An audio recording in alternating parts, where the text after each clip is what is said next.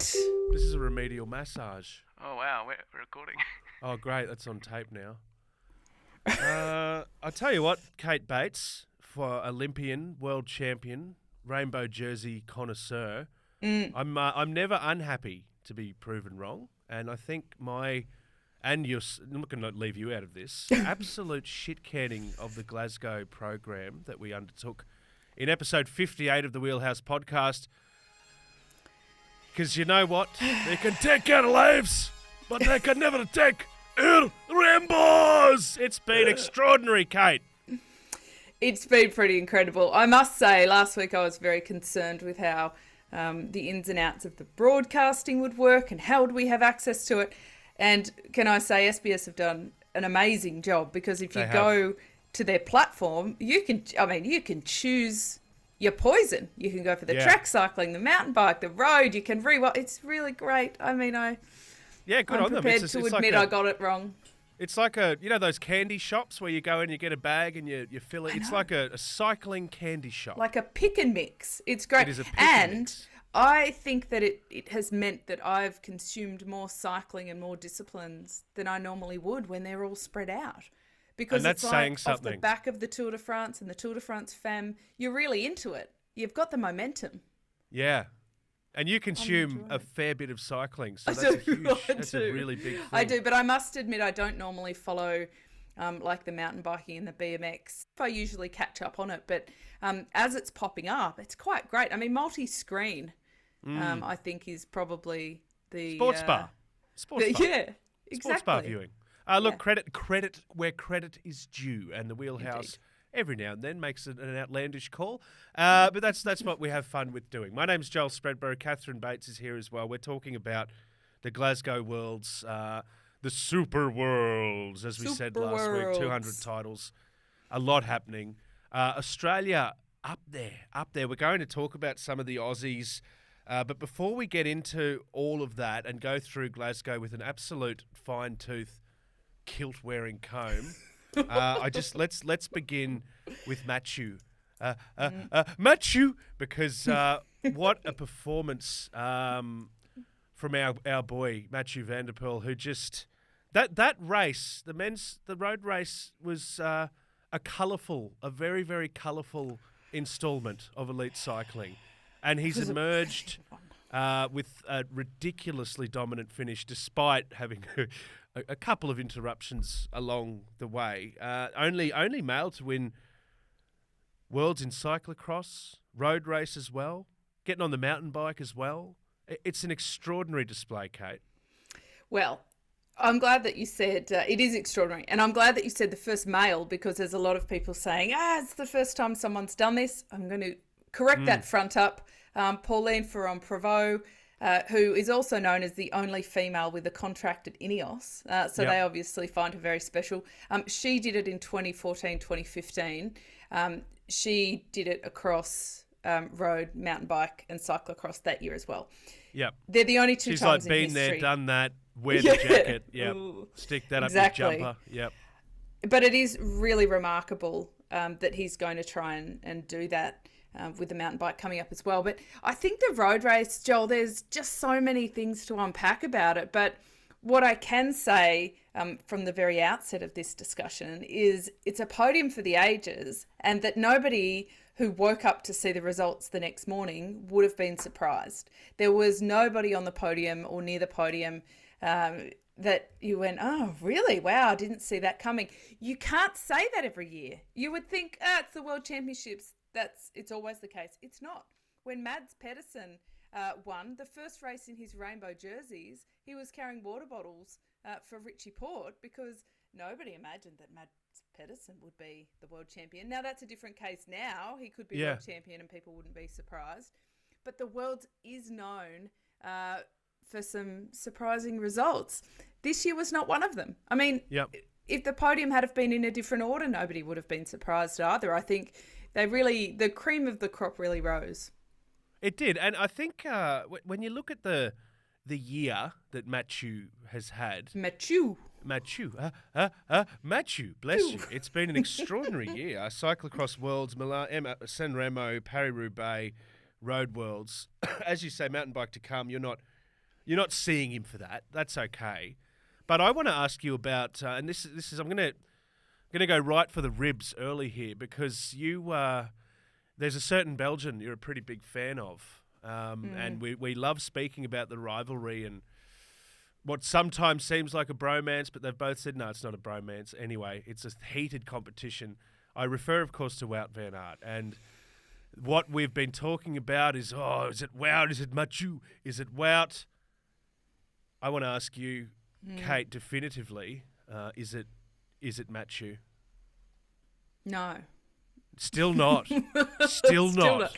There's an extraordinary number of photos with Mathieu in a rainbow jersey and Wout, bridesmaid, next to him. Yeah. That being said, I think if the question was at World Championships specifically, who's better, I think that we can very easily then say Mathieu.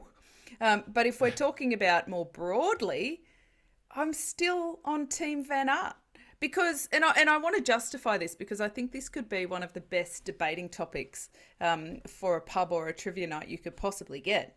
But if you look at what Van Aert has done at the Tour de France, when you look at his green jersey, when you look at his win when they're going over Mont Ventoux, he's tremendous in a way that there is no athlete that matches his ability to be so good across so many different, not even just disciplines, but styles of racing. Yep. And on top of that, I'm going to point out that Mathieu had the ability this year to just focus on the races he wanted to win and not worry about the noise around it. What we didn't see from Mathieu was him sitting on the front for considered periods of time helping a teammate. We didn't see him sacrificing his own race so that a teammate could win. We saw that a lot from Van Aert. This is like the super domestique who can also carve it up and can also win. I think that to me makes him a little bit more robust and, well-rounded. I don't know. Well-rounded. I'm going to go to our special sideline commentator now. Merckxy is on the line. Good day to you, Merckxy. Got to disagree here. He had some cracking lead-outs at the Tour. Okay. No. All right. Lead outs, sure. But did we see him on the front for 50K, dropping back from breaks, doing the That's not his role. Beautiful work? No, okay. Absolutely. I will agree with you that is not his role. But if we're just paring it back and going just about talent and capability, I reckon that Van Aert just sits a little bit above. But again, great debate topic. And I will also say, while I'm really advocating here for the Belgian team, if we look at the podium photo, I'll describe it, given this is an audio platform, Joel. Mathieu van der Poel's head lacks, what I would call hair. Yeah, right? Okay, yeah. Van Aert looks like he's just come off a modelling shoot on the podium with his perfect hair with a whole lot of volume. So I'm just going to give him extra points for that too. So you're basically saying Mathieu versus Wout, okay, with the criteria that we're looking at is all-round skill, technical proficiency, dreamy eyes, beautiful hair, and a face to die for. And Wout is still edging ahead. Look, let's not objectify. I mean, we can take the eyes out of the equation here. But yes, if we include the hair, then yes, I'm saying that's a clear win. Those eyes.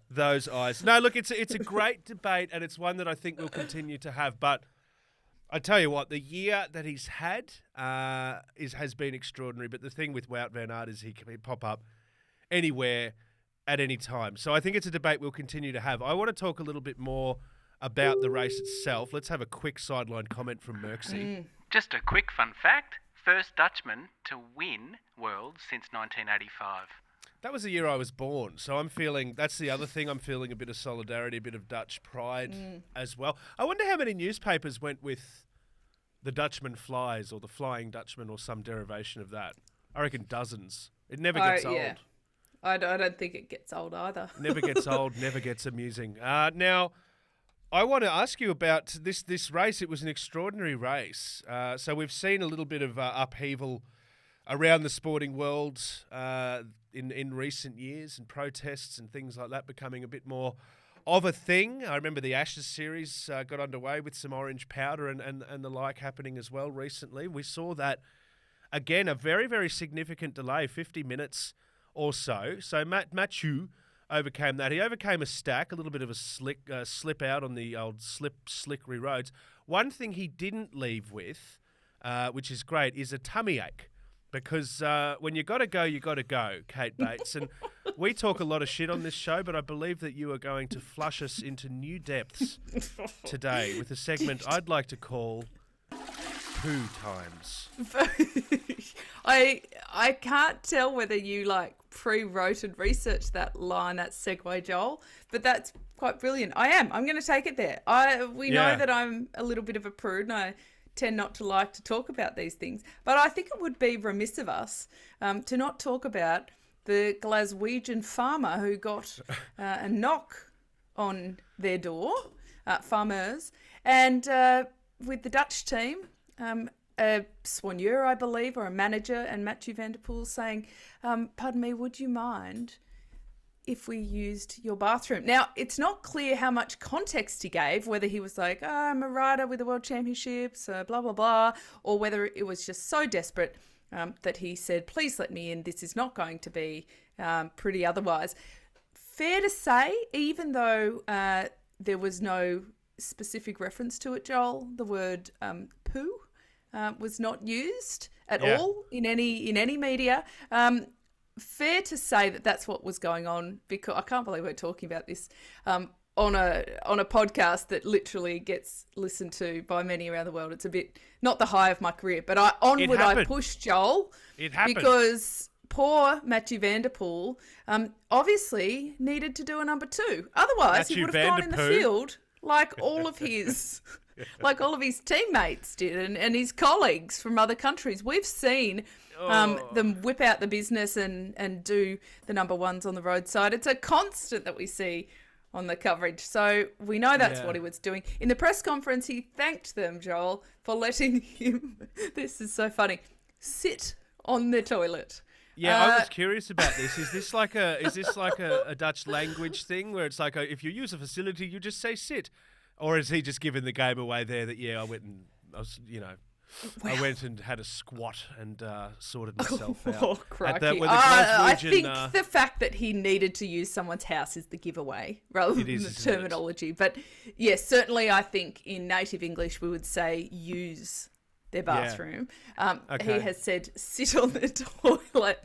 Well, there you go. And I wonder I know the farmer's name, by the way, the Glaswegian farmer. Yeah, his name is Gastro Flushington. It is. I thought joking. You'd been an investigative journalist for a moment there. Gastro. Joel, That's his name. If you recall, Merckxy got... we tried to get the mayor of Broken Hill on the phone to talk about some cycling that was going on out there, the Mars Armstrong show thing. I wonder if we can get the farmers from Glasgow on for the next show. There you go. That's your job, maybe. Merckxy. You can do a deep dive into that. It's not the worst, though. Now, there's a video out there. The world saw it, and it got immortalised by ending up on the internet of old legs Tom Dumoulin. Now, this one, I have to say, when you said, this is what we're going to do today, I said, I think this stinks, Kate. But I think we have to share it while we're on this subject. Pulling over desperately to the side of the road and just stripping himself bare and getting dead. Like, it is extraordinary. And the TV cameras stay on him for a moment, and then they're like, oh, wow, okay, he's going to poo. Cut to the race leader. And it's just right there. Yes. In 2017 at the Giro, when he was in fact wearing the leader's jersey. I think that's why the camera was so fixated on him. It was one of the crappiest days of his career. Do you see what I did there? Yeah. It's really bad when I have to point out my own jokes when you're just the funny one of the show, but there you go. I'm trying. Merckxy's the character for sure. For sure. He pulled over and he did his business, and he later said he just has really bad tummy. Like, what do you do when fiber? Like if you're sitting at your desk at work and you've got a case of the bad tummy, you got to run to the bathroom. Like, it's not very pleasant on a bike. But I can't say it's been something that has occurred with too much frequency. I would say that a lot of the riders probably pull out of the race if their tummy is in such bad condition. But I'm going to just take a moment, Joel, to lower the bar of this even further. Show even further. I'll tell this story very quickly, but as relayed to me by Phil Anderson, the great Phil Anderson, who was the first Australian to wear the yellow jersey at the Tour de France, he told me this in an interview. I didn't see it coming, Joel. I'm going to preface that, right? That I thought this was going to be a very civilised chat. It descended downhill somewhat. Now, he told the story. He was at the Tour de France.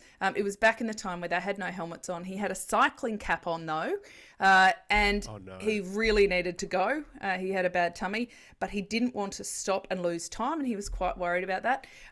So what he did was he leant back on his... I just noticed you've grabbed a cycling cap, and I have a feeling, Joel, you might take it off in a moment when I reach the story. It's clean.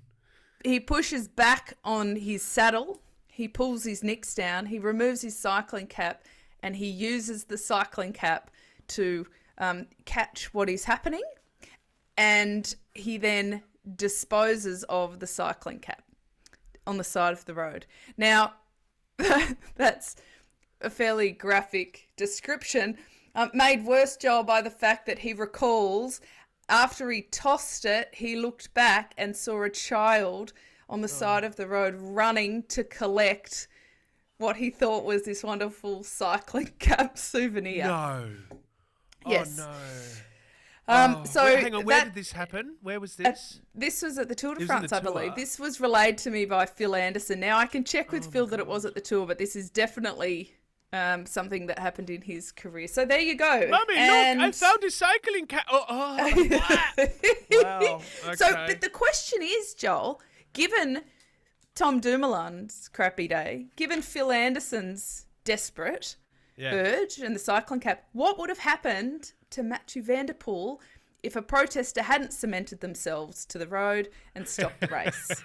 Would he have lost the world title because he would have had to make a hard decision on the road? Because that Glasgow course, Joel, 40 laps per corner, 10 laps, 400 corners there, he wouldn't have really had a chance to do a Tom or a Phil. Yeah, I can imagine the press conferences after, like all the riders being asked about protesters and every rider going, oh, yes, I think there's a time and a place for protesters.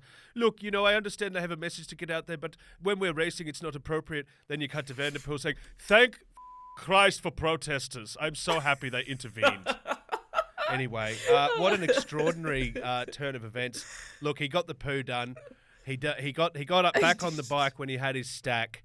When you got to go, you got to go. Now, what's the shoe? We've got the poo, the shoe, and the move with Mathieu van der Poel. What's that about? Yes. Well, when he stacked it, he broke his shoe, which can be a problem in the upstroke of your pedal. You can imagine if the top of the shoe, if the clasps aren't working, when you are using power on the upstroke, which a lot of these athletes work very hard on having power not just on the downstroke, but also on the up, so to make it very smooth, your foot is kind of coming out of the shoe, and that takes significantly away from the power on one leg. So he would have then had to have a real focus on the downstroke of his pedal.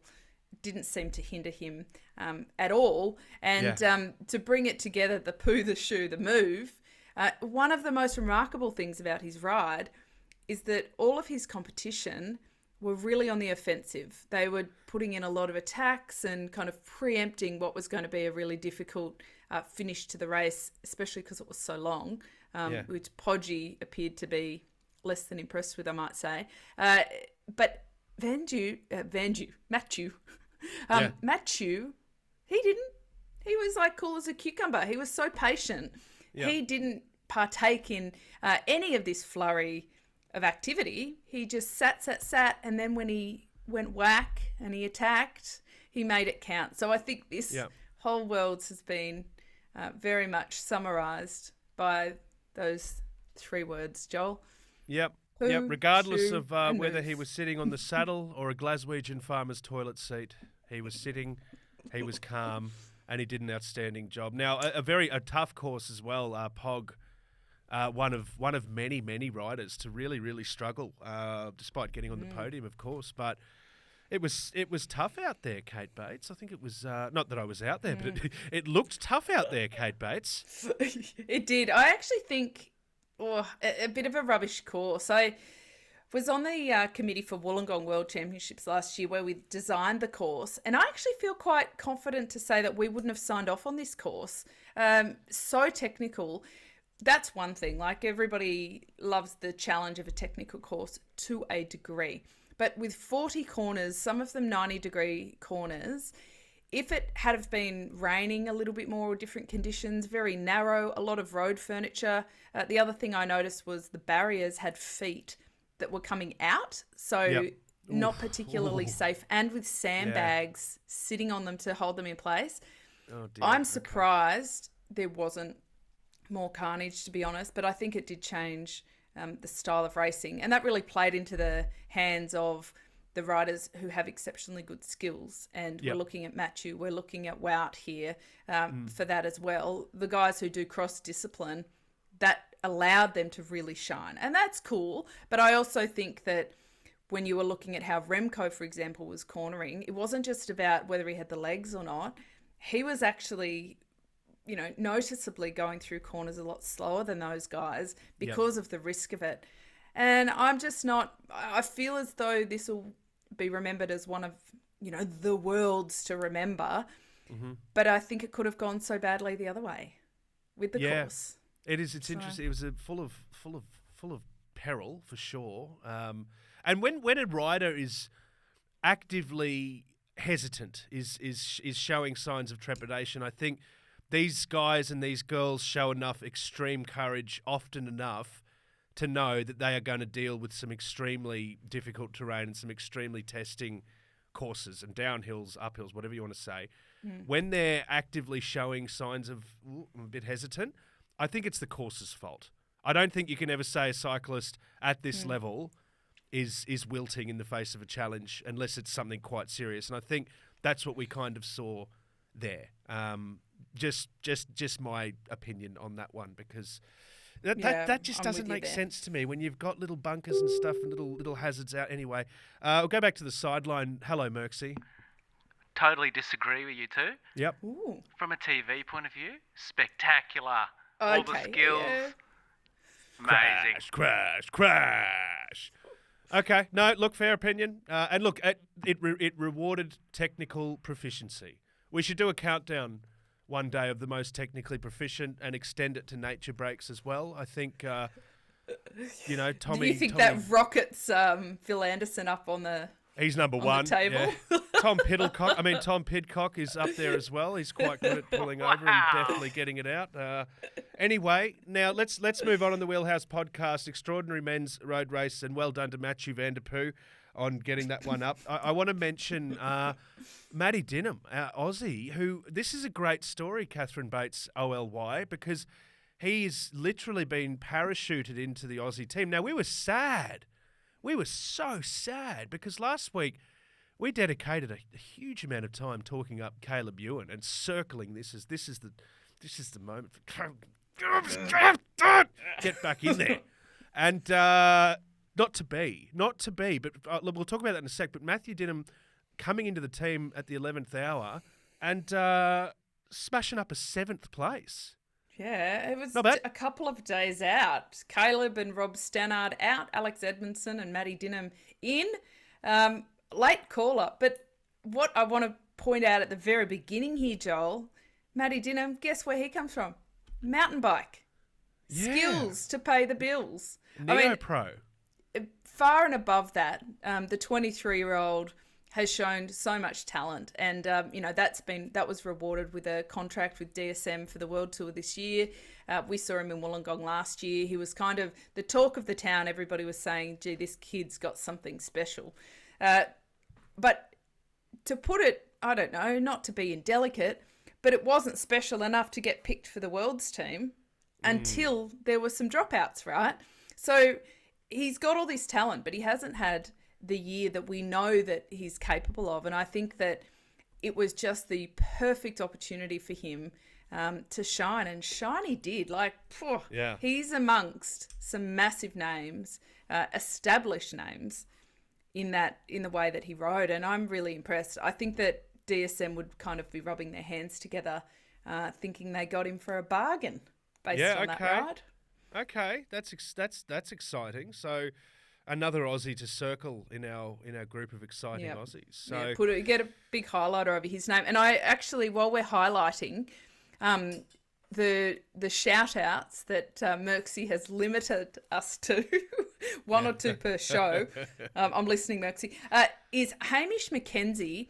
Now this kid, he's 18 years of age, and he's gotten third, a bronze medal in the under 23 men's individual time trial.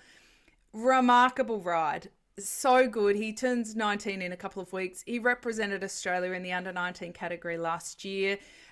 He's just been signed by Jaco Alula as a stagiaire for the rest of the season. So he's not in the World Tour yet. He doesn't have a World Tour contract. I think that will probably change now.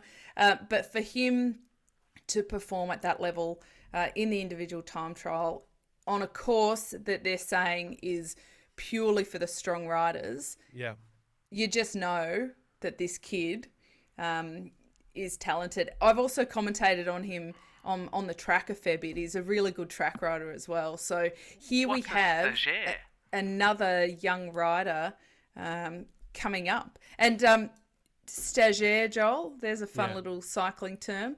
It's like a neo-pro. Like, you're not a professional yet, but it's like an intern. You spend a little bit of time in a World Tour team and see whether it's compatible.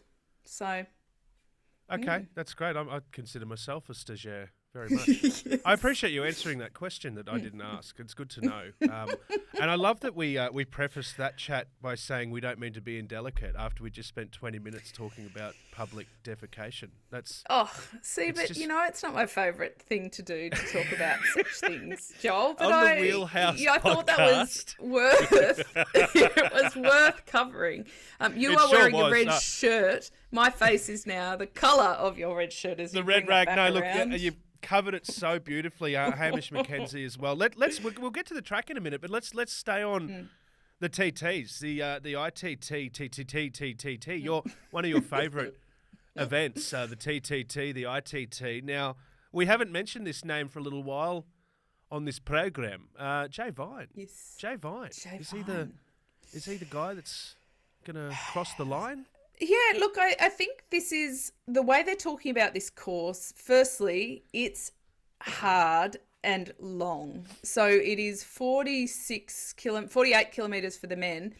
For the women, 36 kilometres, the longest the women's has ever been before, right? So we're talking about not an insignificant jump in length, 14K longer than the women's was last year, right? Wow. It's a course, thankfully, that doesn't mimic how technical the road race is. And the big favourites in the men, we're kind of looking at the Dutch, the Swiss, and then an Italian interloper by the name of Filippo Ganna. The Swiss Stefan Kung and Stefan Bissiger have to look good for this. You've got to say that Wout van Aert and Remco have to also look pretty good for this. We know that Van Aert had a fantastic TT at the Nationals, taking the title ahead of Remco. So I think that we can kind of put highlighters over their name and say that it's one for the strongmen. But Jay Vine, what a big opportunity for him. Because, I think that we've seen him step up and do remarkable things. He's had a pretty tough season, but he's had the chance to go back and train a bit more specifically for this. Never was going to start the road race. So I'm pretty impressed, because what I will say about that is that when we did have Stannard and Ewan go out of the road race team, where they wonderfully put Matt Dinham in, that could have been an opportunity to bring Jay in. He's already in the team. He's already heading to Glasgow, but they didn't. And that's because he's focusing so hard on this time trial. So, I mean, let's not pretend we're not biased toward Jay Vine and think that he's amazing. Okay, we'll get on to the women and their performances thus far in a minute, but you did mention Filippo Ganna, huge hope, obviously, taking out the men's individual pursuit. Yet another accolade, just showing off a little bit now. It's a huge threat, let's be completely honest, though. I mean, Filippo Ganna's got the form, right? And when you win an individual pursuit on the track, it means that you've got really high power. So if you then go to a road time trial, and that might sound like the most bleedingly obvious statement I could make, but sometimes road time trialists and individual pursuiters are not compatible because of the course. If it's a course that requires, it's a bit more technical, or it's not as fast, because we're looking at an average of around 50k an hour, so less than an hour for the 48k for the men, which would be quite remarkable. In this case, a rider like Ganna, who's clearly just throwing out huge watt numbers, it's really going to suit him. And as we go on to talk about the women, I think that it's going to be a similar case in the women, because my hot favy for the women's time trial is Chloe Dygert. And guess what she just won, Joel? Chloe Dygert took the individual pursuit herself, I believe. That is correct. Yeah. Good little fun fact. And I reckon... You like Dygert, don't you? I do. I like her for it. I think that this course, we've just seen a form guide over on the track. And may this championship be known, if for nothing else, for the rise of the multidiscipline athlete. Because regardless of what Mathieu goes on to do in the mountain bike, what makes him so remarkable is that he comes from a multidiscipline background, as does Van Aert. And we're looking at that from the track as well. Matt Dinham, he comes from mountain bike. It's really cool. And I think if I look back on my career, they went through this period where they tried to separate the multidisciplines, and they didn't encourage you actively to go after more than one. They said, if you're going to ride track, then we're not going to put you in the road team. If you're going to ride mountain bike, then stick with that. I think that's come full circle, where they're now like, hold on, you can have form for all of them at the same time if it's managed properly, and reap results from it. So I reckon Filippo Ganna and Chloe Dygert are going to be very successful across disciplines here. You dig Dygert. I dig Dygert. Yeah. Bates digs Dygert. There's your headline. I think it's so good for the sport from an entertainment perspective as well, to see these multi-skilled athletes flexing the way they are. And I refer to that. Let's look at the Netflix doco when we were watching Feathers, Tommy Pidcock descend at 106, 107 kilometres an hour to take out a stage in extraordinary fashion. And that's the sort of mind-blowing display that we're going to see more and more often. And seeing the likes of Sagan Peter riding in the forest, taking a break out from the Sagan Peter Resort and golf course, whatever else is there. It's really, really, really, really cool. So really, really cool to see. I want to ask you about Georgia Baker. So let's go back to 2007. The world was a slightly different place. I can confirm that was actually the last Women's World Cup, Football World Cup, where the girls weren't paid that year as well. Huge stat. Another stat was an Australian athlete by the name of Catherine Barthez took out a rainbow in the points race. So this is a race that's pretty special to you, and one that I'm sure you keep a pretty keen eye on, Bates. And it is, yes. Yeah, we saw she's out of the SD Works clobber, but doesn't matter for Lotte Kopecky, still running absolutely rampant. Yes, well, I was... I like to pride myself on the things that, you like the further you get from retirement, the better your career looks, Joel, is what I'll say. But I was the first Australian female to win a points race at the World Championships. And I can say that I've been very proud watching some Aussies win since. Amy Cure was a tremendous points race rider in her career. And Georgia Baker has just come through the ranks amazingly. She got second in the points race. They also got second in the Madison with Alex Manley behind the British team. But Lotte Kopecky, here we go. Here's another one that can go multidiscipline.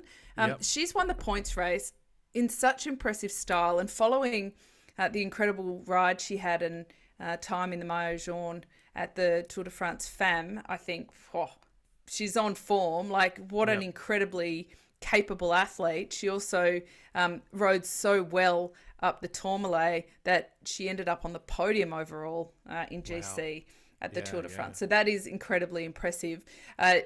Almost as impressive, I would say, as what Wout van Aert has done across the disciplines.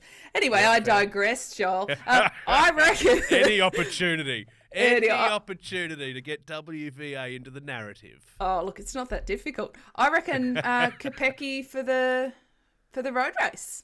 Okay. Can I give a quick shout out to Brizzy Girl? Stonkin favy. Yes, please do while we're still in the velodrome. Yeah, quickly. Just Paige Greco. Pretty Fly good. the flag. Fly the flag. Wear your Broncos jersey. Just do it. Just declare your allegiance. Watch the rainbow jersey come to you if you show Paige your Brizzy Greco pride. has consistently been one of the rising stars in the para team, and Amanda Reid is another one who's done an incredible job. Yep. How good is it that the paras get to race alongside the able-bodied so that the fans can so easily partake in it? It's something that we see at the Commonwealth Games. They integrate both disciplines, which is really cool, but it's now only something once every 4 years that the para athletes get to do with Super Worlds. They get to race in and amongst the same program, and I think it's really cool. And certainly the Aussies have been flying the flag, going really strongly there. So that's very cool. And Paige Amanda Greco, Reid is an absolute giant of the sport. A giant. Her 10th world title, Joel, and her 5th in the women's 500 metres. We've also seen some really impressive riding from Christina Clonan, the Brisbane girl, who changed from endurance to sprint and got second in the 500 metre time trial by a margin there too. Our team sprint fellas got second, only just behind the might of the Dutch team. Yep. It's been a very good competition over on the track. I do tell anybody, get onto the coverage and go back and look at the highlights of some of the track sessions. They've been putting together some really good kind of like Aussie highlights packages from each day. Yep. That competition's finished now, but I think it would be really good to go back and look at. Massive. Well, sorry, Merckxy, we're breaking the shout-out thing here, but yeah, Amanda Reid broke a world record, then went and got the gold first rainbow of the tournament as well, of the Super Worlds, and of course Paige Greco, good luck. Now let's look at the women's road race on the Wheelhouse podcast. Like, share, subscribe. We talk about all things from poo to cycling. Now you like Lotte. You like Lotte, I believe, because of what we've seen. Let's just not say this in this event, but the whole year basically has culminated in you saying, you know what, good luck catching her. Basically, there's a lot of like about her. There it See is. what I did? Come on now. We can cut that bit out. I mean, in the same way that I say Filippo's gonna win the time trial. Sure is. Yeah. Come on now. All right. I think that something that's so impressive about Lotte Kopecky is how versatile she is across the different disciplines. On a course that has been described as a criterium on steroids, it's going to be a course that you need not just the horsepower, but also you need the skills. There aren't very many riders who can match Kopecky on a skill level. You'd normally say that their biggest competition would come from, a tremendously strong Dutch team. But what I'm thinking, Joel, is that the Dutch, they've got options. Are they going to go with Vollering? Are they going to support Lorena Wiebes? Yeah, who do they Where ride are for? they putting their eggs? And will that allow the Belgian team riding in full support of Kopecky to have the advantage? I tend to say there's a big chance that that'll happen. But the other one that could just become the whole story of these Super Worlds, I nearly call them the games, but the Super Worlds, is Chloe Dygert, because I really think that the time trial is up her alley. she could pull something out in the road race and do something that nobody has done since Leontine van Moorsel back in the 2000 Olympics, where she won the individual pursuit on the track. She then won the individual time trial, and she then won the road race. My goodness. I know. If Chloe Dygert is building her form rather than peaking for the track and then just trying to hold on, it's a possibility that we could see Van Moorsel's epic achievements redone here by Chloe Dygert. So I'm just putting it out there. Extra, read all about it. Bates digs Dygert. Do you think, let's talk about the distance. So we're looking at 157 Ks. It's been called a criterium on steroids by in some circles. Are you thinking distance course doesn't sway your thinking at all? I'm looking at Lotte once again. No, I think it reinforces it, if anything. It's a bit different to the men's because they only go around it 6 times. So instead of 400 corners, you've got 240 corners. Oh, is that Still all? Okay. Lot, right? Yeah. But a bit of a different thing that we were looking at for the fellas. But it's still going to be a pretty challenging course. Yep. And, but what happens if any of them have a bad tummy, Joel? Because we're not foreseeing a 50-minute break by the side of the road where a Glaswegian farmer can be of any assistance. So, hello, sorry. Are you gastro? Yeah, I was talking to Mathieu and he said that you're pretty generous with lending out your poo-poo house. I mean, actually, not to turn back around to that topic, Joel, but given that Tom Dumoulin and Mathieu van der Poel are both Dutch, do we think that perhaps they're eating a little bit too much fibre over in Team NL? Too much Metamucil in the morning. Yeah, orange juice. Okay. Maybe they should eat more bananas and less of their green veggies. Just a little bit of unsolicited advice for the team. The things we talk about. Do please like, share, and subscribe. Now, this is the Wheelhouse Podcast. We're talking a lot about Chloe Dygert because Bates digs Dygert. You're going on a Chloe Dygert, a high Chloe Dygert at the moment. Not now, a high fibre Dygert. We're talking a lot about this course. It's had its share of critics. I mentioned criterium on steroids. That was Corinne Lebecki, the American. She knows, a tough course. Has had a few injuries in her time. She doesn't like it. Johan Bruniel as well says it's an absolute disgrace. It's a disgrace. Too many corners. Too much vertical. It's all happening.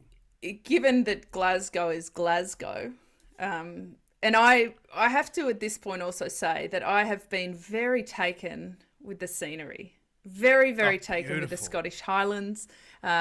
It's made me want to book a trip over there. Merckxy was very quick to remind me that it was so beautiful and green because it rained so often. And it is known for being, what can we say, a little bit miserable. Not necessarily good for outdoor sporting pursuits. On that vein...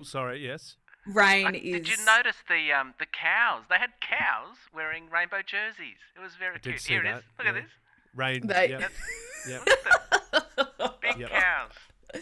How do you think they got the jerseys on the cows, Joel? Like, did somebody have to kind of wrangle the cow and wrestle the jersey onto it? Have you never put a jersey on a cow before? Like, from a practical point of view, who do you think got that job in the office? Because, again, having worked with the Wollongong crew last year, there was nobody on the events team, wonderful events team we had, who was an animal wrangler of any type. You definitely didn't have a magpie wrangler. Actually, I want to ask you about that. I have got a little bit of mail here that the cow jerseys were applied by Wout van Aert because, according to Kate Bates, there's nothing he can't do. So it was Wout van Aert who went out the morning of the race and suited up all the cows. Was it a missed opportunity in Australia that we didn't have a jersey on a kangaroo or a koala in a tree? Good luck getting a jersey on a kangaroo and escaping with your face intact. But maybe the next Super Worlds were announced to be in the UAE. They announced that this week. So I'm just saying, there's got to be a factory somewhere that is now producing camel jerseys. Yeah, a lot of opportunities there for rainbow wardrobe on animals. It would not just a camel. Let's be honest. Like The sky's the limit. Yeah, a scorpion, rainbow scorpion. They have scorpions. I'm sure of it. Somewhere they do. An oil tanker. Rainbows on an oil tanker. There you go. The protesters will be out in force. There you go, Mathieu. That's your time to go and do a poo. This is the Wheelhouse podcast. We're coming full circle on the Glasgow Super Worlds and the extraordinary displays we've seen there so far, and they have been something else entirely. I think I want to ask you, Kate Bates, because Glaswegians, as it were, have a pretty hefty claim on Glasgow. They say Glasgow is pretty much the real city of love. Forget about Paris. It's Glasgow. They do. Look, I love a deep dive, Joel, into the locations that our cycling calendar takes us. And I have discovered that fun fact. As you say, at Glaswegians claim that the heritage of Valentine's Day is actually from Glasgow. And that Paris be damned, the Eiffel Tower, whatever, come to Glasgow, which is the real city of love. Now, I don't know how seriously we should take it. They also claim that chicken tikka is a Glaswegian dish. Really? I got to be honest, I thought that it was Indian or Bangladeshi, but apparently Glasgow is where it was first made. And the other thing they claim is that they've got trees that are 330 million years old, older than dinosaurs.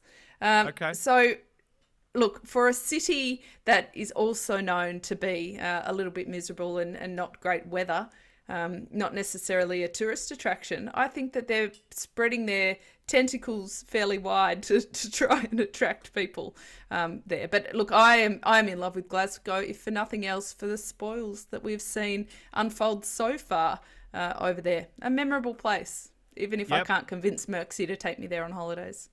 Happy to be proven wrong on the Wheelhouse podcast, Yes. and the Super Worlds have been extremely entertaining so far. So we will continue, I'm sure, talking about nature breaks and everything else that happens in a Super Worlds when we next convene in the bunker, Catherine. I think it's been a bit of fun today. Congratulations to Mathieu once again. An excellent effort. Looking forward to the women's and everything else that comes, and we'll dive right into some La Vuelta chat too when we get back in the bunker too, because the season just never stops, does it? Let's be completely honest. It's relentless. It doesn't. I mean, we could call this episode 59, or we could call it the poo, the shoe, and the move.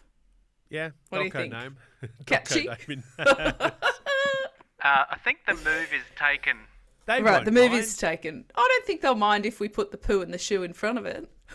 Yeah, I'm sure they're listening. Lance, is that okay?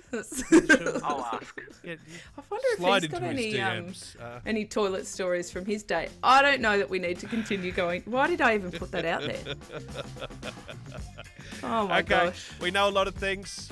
We know that there's a very dominant victory happening. We know that Kate and the committee wouldn't have approved the course. You and your committees, honestly, how many committees are you on? You love a good committee. Love a good committee. Yeah. Are you on the committee of committees? It's a committee that talks about committees. I think I should form one. Yeah, the committee. Yeah, you're a committee, a lover of committees. A committee but that's connoisseur, if you will. Connoisseur of committees, which is great for us because we get all the hot goss on the Wheelhouse podcast. Time to wrap up for the week. Thank you so much. Like, share, subscribe, tell everyone you know.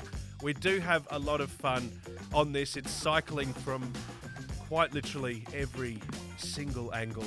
Some of them not as flattering as others, but if it happened, we'll talk about it. My name's Joel Spreadbury. Your name is? Katarina Bates. We'll see you next time.